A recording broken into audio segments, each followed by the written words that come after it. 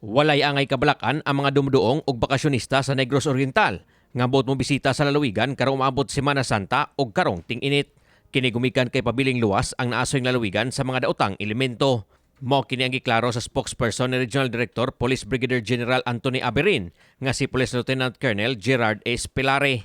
Pagpasabot ni Pilare nga dili angayang kabalakan ang presensya karon sa atong mga pulis ug militar sa lalawigan human nga napatay si anhing Governor Ruel Digamo niadtong Marso 4. Pagpakita lamang kini nga kontrolado sa puwersa sa kapulisan ug militar ang peace and order sa lalawigan.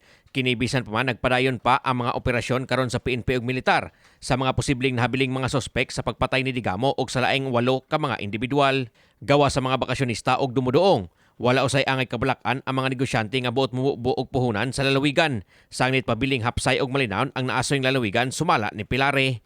Subay sa kasaulugan sa Semana Santa sud semana, ipatuman usab ang hugot nga seguridad sa lalawigan sama sa ubang lalawigan sa Rehiyon 7 aron masigurong hapsay ang pag-obserbar niini. Slowly returning to normalcy. Balik na sila.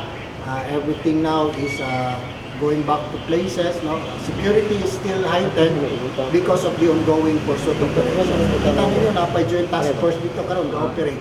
No? The purpose of that is to restore peace and security and of course the confidence of the people na okay na ang Negros. No? Investment will come again. And we will continue to do so until we can assess that pwede na sila nito. Sa tibok Rehiyon 7, gikatakdang maabot sa 4,000 ka mga security personnel ang ipakatap sa Police Regional Office 7 karong umabot Semana Santa. Langkuban kini sa kapulisan, militar ug force multiplier. Gibutyag ni Pilare nga ila kining ipakatap sa mga lugar nga sagad hupan sa katawhan, sama sa mga simbahan, beach resort, pantalan, terminal pa ug uban pang dapit nga adunay bagang bulog sa mga tawo nga magtapok. Sugod karong semana inanay nang ipakatap ang mga personnel sumala ni Pilare. Una pa ang full deployment niini sunod semana. Sa pagkaron wahin na dawat nga mga hulga sa seguridad ang atong kapulisan sa Rehiyon 7. Nagpabilin usab nga normal ang alert status sa atong kapulisan. The same level of intensity sa security sa Negros, no? Naamon tay joint task force dito nga nagbantay, no? This is a partnership between the Armed Forces of the Philippines and the Philippine National Police. Kini si Greggy Magdadaro alang sa My TV Cebu.